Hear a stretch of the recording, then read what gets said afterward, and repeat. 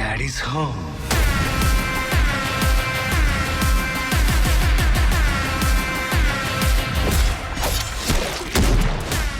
ನಮಸ್ಕಾರ ತಂಗಿ.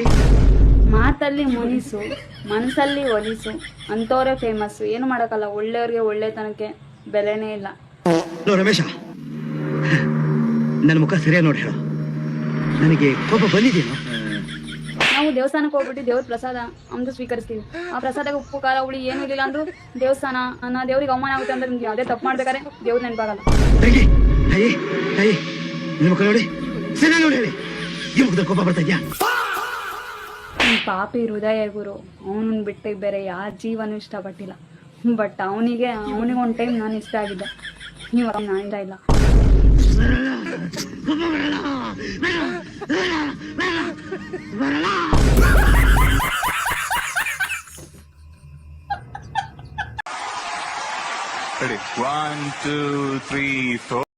ದೇವರಂತ ಗೆಳೆಯ ಬೇಕು, ಅವನ ಹಿಂದೆ ಮುಂದೆ ನಾನು ಸುತ್ತಬೇಕು,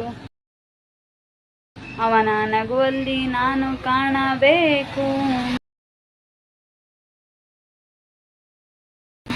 ಅವನ ನಗುವೆ ನಾನಾಗಿರಬೇಕು, ಅವನು ಇದ್ದರೆ ನಾನು ಗೆಲ್ಲುವೆ, ಅವನು ಹೋದರೆ ನಾನೇ ಇಲ್ಲವೇ, ಅವನ ನನ್ನ ಜಾಗವೆಂದು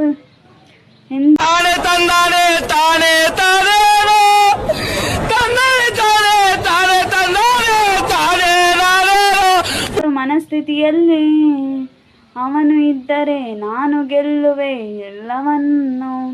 ಅವನು ನನ್ನ ತಂದೆಯಾಗಿ ಕಾಳಜಿ ವಹಿಸಿದವನು,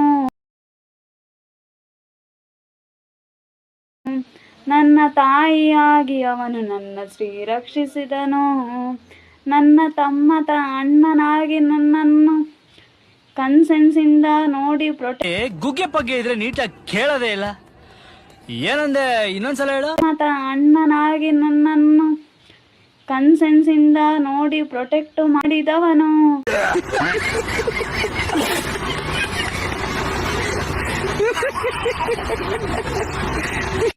ಅವನೇ ನನ್ನ ಹುಡುಗನು.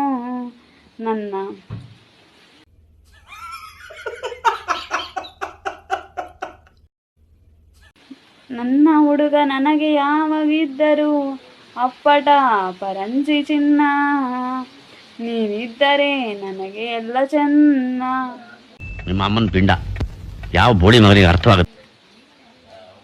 ನೀನೆಲ್ಲೇ ಇರು, ಹೇಗೆ ಇರು, ನನ್ನ ಭಾವನೆಗೆ ಎಂದಾದರೂ ನೀನು ಸ್ಪಂದಿಸುವೆ ಅಂತ ನಾನು ಕಾಯುತ್ತಾ ಕುಳಿತಿರುವೆ. ನನ್ನ ಹುಡುಗ ಕಣೋ, ನೀನಿಲ್ಲದೆ ನಾನೇನು ಅಲ್ಲ ಕಾಣು. Thank you.